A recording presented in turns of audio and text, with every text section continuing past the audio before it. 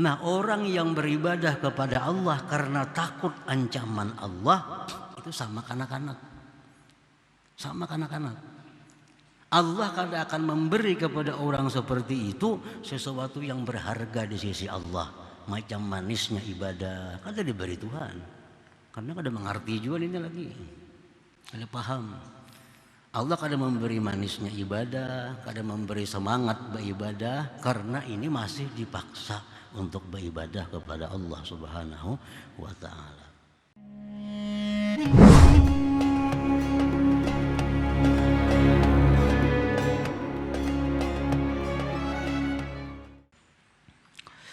Al-hikmatul khamisah wa tis'un ba'dal mi'ah minal hikamil ataiyah.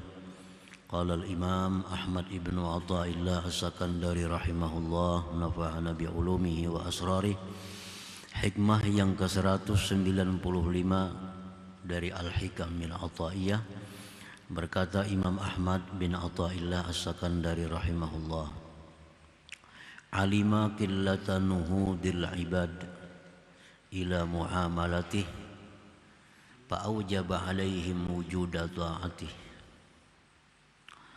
Mengetahui Allah akan sedikitnya bangun para hamba untuk beribadah, maka Allah wajibkan atas mereka adanya ketaatan kepada Allah Subhanahu wa ta'ala. Alim Allah subhanahu anna man nahadha li ta'atihi wa khidmatihi biduni tanbihin wa takhwifin qalil. Allah subhanahu wa ta'ala mengetahui bahwa orang yang bangkit untuk taat kepadanya dengan tanpa dijagakan, tanpa diiming-imingi, ditakuti, qalilun sedikit. Wa anna aktsaral khalqi innama yattabi'unal hawa aw yashtagiluna bid-dunya. Hanya saja kebanyakan makhluk, hanya saja mereka itu mengikuti keinginan nafsunya atau mereka sibuk dengan urusan duniawi. Fa'aujaba alaihim ta'atah, maka Allah wajibkan atas mereka untuk taat kepada Allah. Bi an khawwafahum bidukhulin nar wal azabil alim illam yuti'u, dengan bahwa Allah menakuti mereka dengan masuk neraka dan azab yang pedih apabila mereka tidak taat kepada Allah Subhanahu wa ta'ala. Nah, para muhibbin rahimakumullah, artinya bahwa Allah sungguh maha mengetahui bahwa hamba ini sedikit yang taat kepada Allah itu secara sukarela. Nah, umumnya mereka itu taat kepada Allah karena takut neraka atau mengharapkan surga. Hanya sedikit yang taat kepada Allah itu semata-mata karena Allah. Nah, oleh karena itu maka Allah wajibkan taat itu. Allah wajibkan. Sebab andai kata taat itu tidak diwajibkan kepada kita, niscaya kita tidak taat kepada Allah. Andai kata sembahyang subuh itu tidak wajib, niscaya banyak yang kada sembahyang subuh. Andai kata zakat itu tidak wajib, banyak yang kada berzakat. Andai kata puasa itu kada wajib, banyak yang kada puasa. Nah, oleh karena itulah Allah wajibkan. Wajib itu artinya bila kita melakukan dapat ganjaran pahala, tapi bila kita tinggalkan kita akan dapat hukuman atau siksa dari Allah Subhanahu wa ta'ala. Nah, para muhibbin rahimakumullah, Allah Subhanahu wa ta'ala berfirman, wa may yuti'illah wa rasulah yudkhilhu jannatin tajri min tahtihal anhar wa may yatawalla yu'adzibhu azaban alima. Barang siapa taat kepada Allah dan Rasul, Allah masukkan dia ke dalam surga yang mengalir di bawahnya sungai-sungai. Barang siapa yang berpaling tidak taat kepada Allah dan Rasul, maka dia akan mengazabnya azab yang pedih. Jadi urusan taat kepada Allah ini diancam dulu hanya mau taat. Nah, diiming-imingi dulu lawan surga hanya mau taat. Nah, jakanya sadar, sukarela kita taat kepada Allah, Allah kada akan mewajibkan taat itu. Jakanya kita nih sadar, tahu diri, tahu Tuhan, niscaya Allah kada mewajibkan zuhur asar kepada kita. Pesarah no sembayang kada. Tapi karena kita ini banyak menuruti hawa nafsu, sibuk dengan duniawi, lalu Allah wajibkan supaya kita teratur, supaya kita melazimi perbuatan taat kepada Allah Subhanahu wa ta'ala itu. Contoh yang Allah tidak mewajibkan, sembahyang tahajud contohnya. Allah kada mewajibkan. Banyak juga yang kada tahajud. Banyak kada tahajud. Allah kada mewajibkan duha. Banyak orang kada sembahyang duha. Karena terserah kita. Nak sembahyang ya Tuhan, sembahyang duha bagus. Kada sembahyang duha kada apa-apa. Nah, kita mah ambil yang kada bapaknya nih tuh. Ambil yang kada bapaknya. Nah, oleh karena itu Allah mewajibkan itu. Diwajibkan supaya kita kada boleh tidak untuk melaksanakan. Bila kada diancam. Wa may yatawalla yu'adzibhu azaban alima. Bila mana tidak taat kepada Allah, Allah akan azab dia azab yang pedih. Firman Allah, la in syakartum la azidannakum wa la in kafartum inna azabi lasyadid. Ini contoh lagi. Jika kalian mau bersyukur, artinya jika kalian menggunakan nikmat itu di jalanku, baik nikmat sihat, baik nikmat harta, digunakan di jalanku, ya Tuhan, la azidannakum, aku tambah berkahnya, aku tambah kebaikannya. Wala in kafartum. Nah, jika kalian menggunakan nikmat itu di jalan yang tidak aku ridai, jika kalian menggunakan kesehatan untuk maksiat, jika kalian menggunakan nikmat untuk maksiat, nah, Allah mengancam, inna azabi lasyadid, azabku menunggu sangat pedih. Nah, jadi supaya bersyukur ini Allah beri iming-iming, Allah beri harapan janji. Kalau kada mampan juga Allah ancam bila kada bersyukur. Supaya apa? Supaya kita ini bersyukur kepada Allah Subhanahu wa ta'ala. Para muhibbin rahimakumullah. Fasaqahum ila ta'ati bil ijab. Allah menghalau kita ini kepada taat dengan diwajibkannya. Allah menghalau kita supaya taat dengan diwajibkan. Jadi kewajiban itu laksana dihalau. Supaya kita sembahyang zuhur diwajibkan zuhur. Nah, kita laksana dihalau oleh Tuhan untuk taat kepada Allah.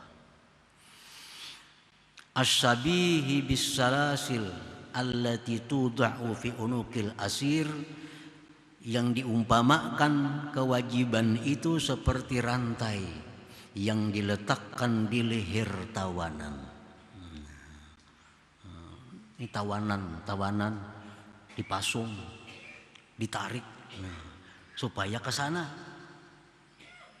Ini tawanan dipasung, ditarik supaya menuju ke tempat yang diinginkan oleh yang menawan. Nah, itulah kewajiban, ini laksana rantai.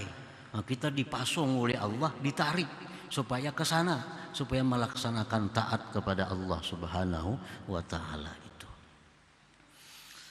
Ajiba rabbuka min qaumin yusaquna ilal jannah bisalasil.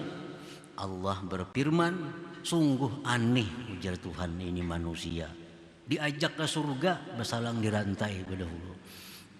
Ini aneh manusia. Ke surga itu dihalau, disuruh. Jangan kada disuruh kada mau ke surga. Jakanya kada diwajibkan manusia itu kada mau ke surga. Nah, dirantai, ditarik, dikarasi hanya mau ke surga. Nah, jadi ujar Tuhan itu sesuatu yang aneh, sesuatu yang ajaib. Ada orang yang disuruh nyaman dipaksa, dipaksa. Nah, para muhibbin rahimakumullah. Jadi Allah Subhanahu wa taala mengetahui kita ini malas, kita ini lemah, kita ini sibuk, lalu Allah wajibkan kewajiban-kewajiban itu kepada kita agar bisa terlaksana. Summa qala al-imam bil hikmati sadisa wa tis'in ba'dal mi'ah. Kemudian Imam Ahmad menyambung dalam hikmah berikutnya yang ke-196. Aujaba 'alaika wujuda khidmatih wa ma aujaba 'alaika illa dukhula jannatih. Allah mewajibkan atas engkau itu untuk taat. Allah wajibkan sembahyang zuhur 5 waktu, wajibkan zakat, Allah wajibkan puasa, Allah wajibkan itu dan ini. Tidak ada Allah mewajibkan itu melainkan agar masuk surga. Agar kita ini masuk surga. Kada ada tujuan apa-apa dari Allah. Kada ada keuntungan apa-apa Allah mewajibkan kewajiban itu. Nah, kalau pang kita misal bila sembahyang Allah makin jaya, kada. Bila kita kada sembahyang Allah turun kehormatannya, kada. Kada demikian. Bahkan di dalam sebuah hadis disebutkan andai kata seluruh manusia dari Adam sampai hari kiamat semuaan itu seperti Nabi Muhammad sallallahu alaihi wasallam. Semuaan top, semuaan taat kepada Allah. Sedikit pun kada akan menambah kebesaran Allah. Sedikit pun kada akan menambah keperkasaan Allah. Nah, sebaliknya andai kata mulai Adam sampai hari kiamat orang macam Abu Jahal semuaan ingkar kepada Allah. Sedikit pun kada mengurangi kebesaran Allah. Sedikit pun kada mengurangi kejayaan Allah. Jadi kejayaan Allah, kebesaran Allah kada tergantung dengan patuhnya kita kepada Allah. Lain lawan raja dunia. Nah, kalau raja dunia sekampungan demo gugur pembakal. Jatuh kehormatannya, hilang kepercayaan. Nah, kalau Allah kada ada sangkut pautnya taat dan maksiat kita. Nah, kada ada hubungannya tentang dengan kebesarannya, dengan keagungannya. Jadi Allah mewajibkan kita berbagai macam ketaatan itu adalah untuk agar kita masuk surganya Allah, agar kita ke surga. Aujaballahu 'alal khalqi ta'atah wa ma aujabaha 'alaihim illa lida'watihim ila jannatih wallahu yad'u ila daris salam. Allah mewajibkan kepada makhluk ini taat kepadanya. Tidaklah Allah mewajibkan taat itu atas mereka melainkan untuk mengajak mereka ke surga. Untuk mengajak ke surga. Ini nang nyamannya kita juga. Nang nyamannya kita juga. Wallahu yad'u ila daris salam. Allah itu mengajak manusia masuk ke dalam surganya. La liftiqarihi ila ta'atihim. Allah tidak membutuhkan, tidak memerlukan kepada taatnya itu makhluk tadi. Kada perlu Allah lawan taat kita ini. Nah makanya salah satu sifat yang membahayakan seseorang adalah idlal. Idlal itu apa? Artinya merasa berjasa lawan Tuhan. Nah ini menggugurkan amal. Nah, merasa berjasa dengan Tuhan. Inya sudah taat kepada Allah, inya membela agama Allah, inya berjuang meninggikan kalimat Allah. Lalu inya ada merasa berjasa lawan Tuhan. Nah ini idlal. Idlal ini yuhbitul amal, menggugurkan amal.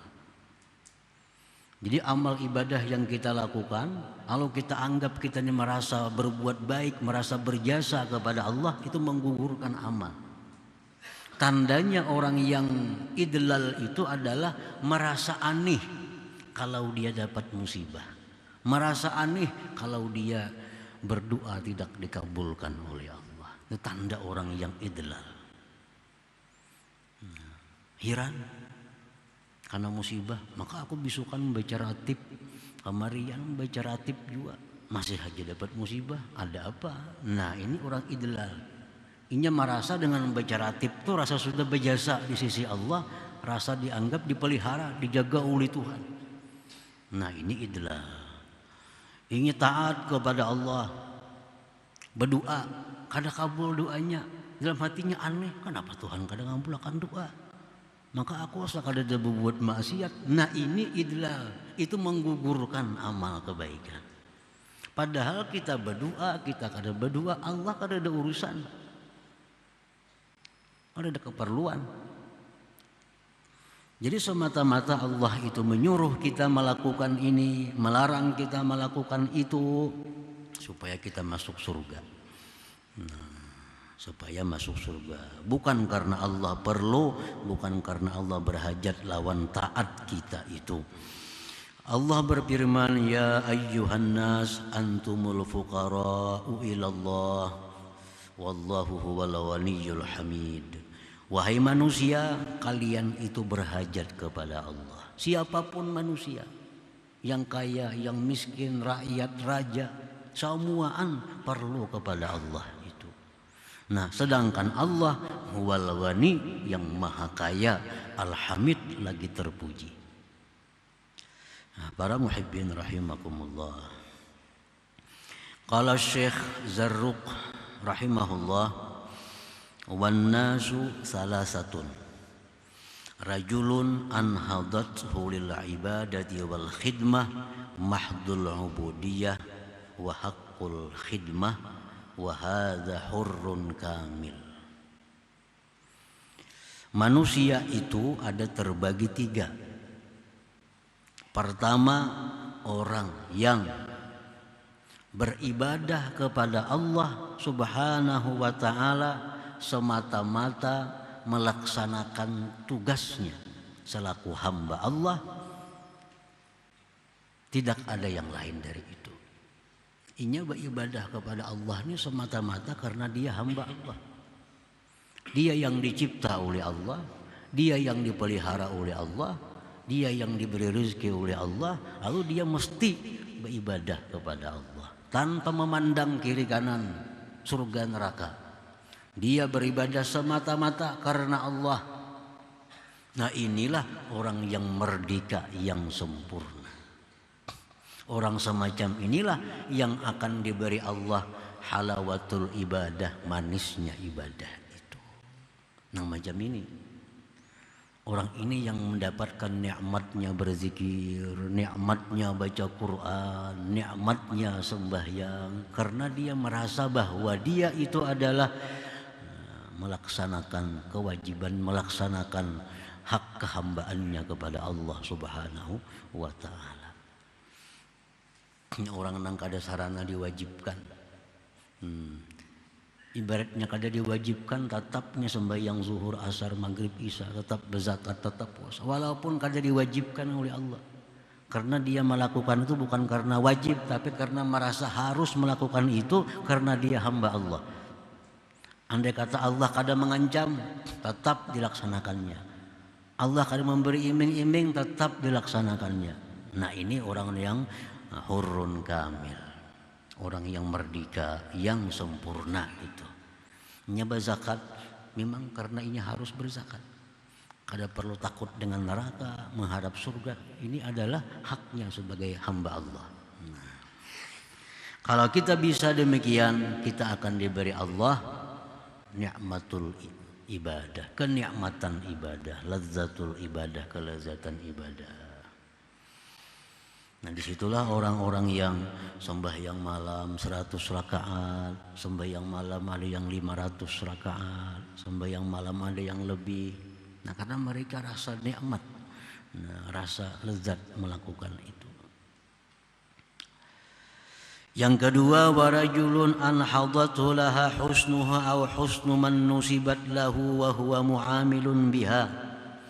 Yang kedua, orang yang beribadah kepada Allah itu didorong oleh baiknya ibadah atau didorong oleh baiknya namanya di sisi Allah. Rajin beribadah kepada Allah, bersemangat beribadah kepada Allah karena menjaga namanya di sisi Allah. Kan kalau orang beribadah itu namanya di sisi Allah, muti' orang yang taat kepada Allah, muhsin orang yang berbuat baik kepada Allah, al-muti' orang yang taat kepada Allah, as-salih orang yang salih. Itu nama-nama yang baik di sisi Allah. Nah dia melakukan ibadah itu untuk menjaga nama itu. Nah orang ini walaupun tidak diberi Allah lazzatul munajah, kelezatan munajat, tapi dia sudah bersemangat untuk ibadah itu. Ini paling takutan kalau namanya berubah di sisi Allah. Sekarang namanya di sisi Allah al-muti', orang yang taat.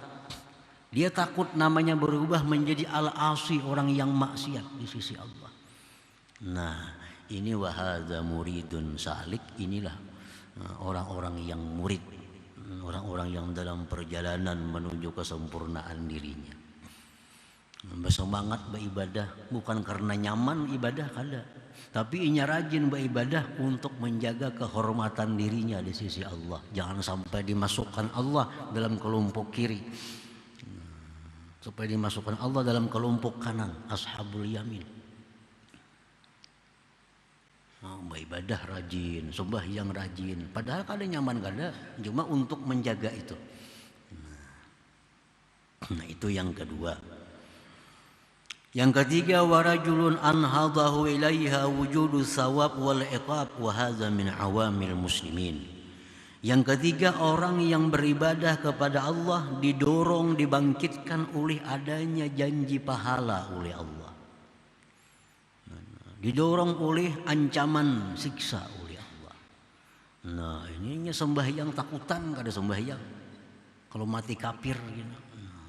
Takutannya kada sembahyang karena ada ular dalam kubur. Kan hadis Nabi tuh, orang kada sembahyang di kubur karena ada ular nang kayak leher unta. Nah takutannya kada sembahyang. Karena bila kada sembahyang, jar Nabi, dalam kubur begitu dimasukkan ke kubur, ditutup, datang ular kayak leher unta, kepalanya 9. Itu hadis Nabi. Bahkan ada wani kada sembahyang. Subuh dingin kayak aja bangun, anggaran ular dalam kubur gina. Nah ini orang sembahyang karena takut, takut ancaman Allah. Ada yang sembahyang mengharapkan pahala, ada yang taat kepada Allah mengharapkan pahala. Nah inilah kelompok awamil muslimin, kebanyakan kaum muslimin. Nah orang seperti ini kada akan diberi oleh Allah kelezatan ibadah, kada diberi kerajinan beribadah pun kada diberi. Menguliat sembahyang, jauh lawan rajin, jauh lawan bersemangat. Kenapa? Ketakutan aja sembahyangnya nih. Karena orang semacam ini kada akan diberi Allah semangat ibadah, apalagi manisnya ibadah. Orang yang sembahyang beribadah karena takut lawan neraka, karena mengharap surga. Orang seperti ini kada diberi Allah sesuatu yang berharga di sisi Allah, seperti lezatnya munajah itu berharga di sisi Allah. Semangat rajin ibadah kada diberi Allah. Orang yang merasa kewajibannya itu adalah samuan merasa lapah. Nah, sembahyang lapah. Hanya 5 rakaat sudah awak. Berat sembahyang itu. Ya kayaknya kada wajib, ini kada sembahyang. Jadi jauh lawan bersemangat, apalagi lezat. Allah kada akan memberi itu. Nah, para muhibbin rahimakumullah, contoh mendekatkan paham kita kanak-kanak. Nah, kanak-kanak ini sakit nih, garing. Langkuitan ini meminumi obat. Nah, supaya sihat, anak-anak ini supaya sihat diminumi obat. Nah, diiming-imingi, maka ikam nakai biar minum obat kena diberi ini, diberi itu, supaya mau minum obat. Si kanak-kanak nih kadang mau juga inya dirimpung, kanakan mamanya abahnya memasung supaya minum obat. Padahal supaya sihat nih, kanak-kanak nih supaya sihat. Bila kada dirimpung maka hanyar kau minumi obat. Nah, itu kanak-kanak. Nah, kanak-kanak seperti itu maulah kuitannya orang tuanya memberi yang berharga. Maulah menunjuki permata berlian. Apakah ikam pada mau lo? Ini kanak-kanak minum obat jadi paksa. Kanak-kanak umur 4 tahun, 3 tahun. Maulah abahnya munjuk, nak duit 1 juta ikam sanggup sekolah. Maulah, ada mau. Karena berharga. Paling-paling diberi 2-3 ribu sekolahnya. Hina. Nah, orang yang beribadah kepada Allah karena takut ancaman Allah itu sama kanak-kanak. Sama kanak-kanak. Allah kada akan memberi kepada orang seperti itu sesuatu yang berharga di sisi Allah. Macam manisnya ibadah kada diberi Tuhan. Karena kada mengerti juga ini lagi. Kada paham. Allah kada memberi manisnya ibadah, kada memberi semangat beribadah karena ini masih dipaksa untuk beribadah kepada Allah Subhanahu wa taala. Nah, para muhibbin rahimakumullah. Jadi golongan awamul muslimin, orang yang beribadah karena takut ancaman, mengharapkan balasan. Nah, kalau kita berada di situ, hendaknya kita berusaha supaya naik ke nang kedua itu. Naik nang kedua. Kita beribadah kepada Allah, kita taat kepada Allah, supaya kita ini disebut Tuhan orang baik. Nah, bisa. Supaya kita disebut Tuhan hamba yang baik. Nah, bila kita itu sudah motivasinya, kita akan semangat beribadah. Walaupun belum dapat lagi manisnya ibadah itu. Yang dapat manisnya ibadah itu orang yang sudah beribadah kepada Allah semata-mata karena Allah Subhanahu wa taala. Nah, para muhibbin rahimakumullah, selanjutnya hikmah yang ke-197 insyaallah taala.